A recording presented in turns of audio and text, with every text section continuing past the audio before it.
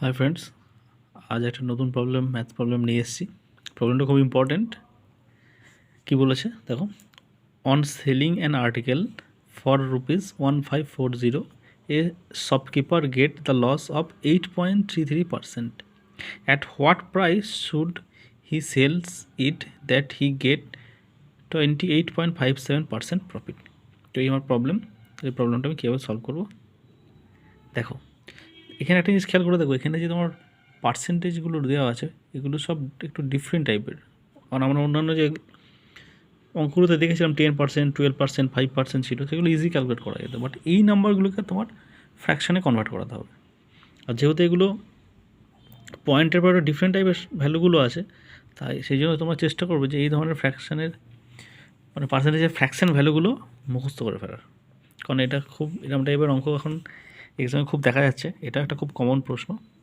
আর এরকম টাইপের আরও অনেক ভিডিও পেতে চ্যানেলকে লাইক করো, শেয়ার করো, সাবস্ক্রাইব করো। তোমাদের জন্য আরও নতুন নতুন ভিডিও সিরিজ আসতে চলেছে, এরকম টাইপেরই আরও ডিফারেন্ট টাইপের আসবে। চলো স্টার্ট করি অঙ্কটা কীভাবে। সো 8.33%, 8.33% মানে হচ্ছে তোমার 1/12, আর এটা হচ্ছে তোমার কত, 28.57%। সেটা মানে সেটার ভ্যালু তোমার যেটা দাঁড়াচ্ছে 2/7। তাহলে দেখো আমি দুটো ফ্র্যাকশনাল ভ্যালু পেয়ে গেছি। তাহলে এবার অঙ্কটা আমি কীভাবে করবো? তাহলে প্রথমে যে ভ্যালুটা দেওয়া আছে 1/12, এটা আমি লিখছি, আর এটাও লিখছি 2/7। এবার এই নিচে যে ভ্যালু দুটো আছে 12 আর 7 এর কমন একটা এলসিএম নিতে হবে। তো এই এলসিএম কত হচ্ছে তাহলে 84। তাহলে এটা আমার কি বলেছে যে কোনো একটা আর্টিকেল যদি আমি বিক্রি করি, তাহলে এই পোর্শনটা আমার লস হচ্ছে আর এই দিকটা আমার লাভ হচ্ছে। তাহলে আমার আর্টিকেলের ভ্যালু নাম তো আমি জানি না। এখানে 100 ধরে অঙ্ক করলেও প্রবলেম আসতে পারে, কারণ ফ্র্যাকশনগুলো ডিফারেন্ট টাইপের আছে। সেই জন্য চেষ্টা করবে এই দুটোর এলসিএম করে একটা ভ্যালু বার করা। তাহলে আমি দেখো সিপি পেয়ে গেলাম। তাহলে সিপি কত এসছে? সিপি এসছে 84 টাকা। তাহলে এবার কী বলেছে, প্রথমে 8.33% লস হচ্ছে। তাহলে এটা দিয়ে এটাকে ভাগ করলে 7 আসছে। তাহলে তাহলে এটা দিয়ে এটাকে ভাগ করলে 7 টাকা এর থেকে মাইনাস হবে। মাইনাস হলে কত আসছে? 77। তাহলে এটা আমার সেলিং প্রাইস, লসের সেলিং প্রাইস। আর আর সেকেন্ডে কী বলেছে যে 28.57% আমাকে প্রফিট করতে গেলে কত টাকায় বিক্রি করতে হবে। তাহলে আমি তো সিপি তো পেয়ে গেছি। এবার এটা থেকে এটা দিয়ে ডিভিশন করলাম, কত আছে? 7 12 84, 12 24। তাহলে আমার এটা থেকে এটা ক্যান্সেলেশন করলে যেটা আসে সেটা হচ্ছে এখানে একটা 24 ভ্যালু আসছে।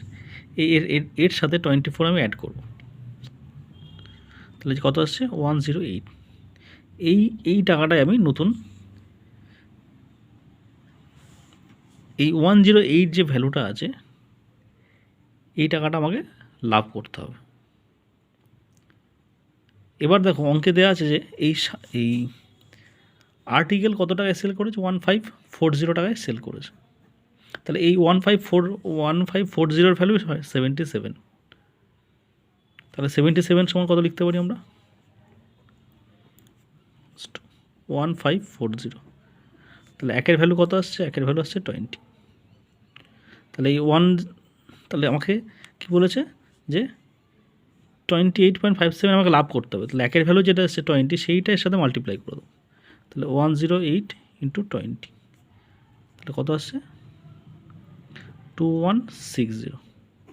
তাহলে আমি আর্টিকেলটা 2160 রুপিস যদি আমি সেল করি, তাহলে আমার এত % লাভ হবে। এবার দেখো এই অঙ্কটা যেটা মেন, সেটা হচ্ছে তোমার এই ফ্র্যাকশন মানে পার্সেন্টেজের ফ্র্যাকশন ভ্যালুগুলো যদি মনে রাখতে পারো, তাহলে অঙ্কটা খুবই কঠিন হয়ে যাবে এক্সামে। খুবই মাথা খারাপের একটা অঙ্ক তৈরি হয়ে যাবে।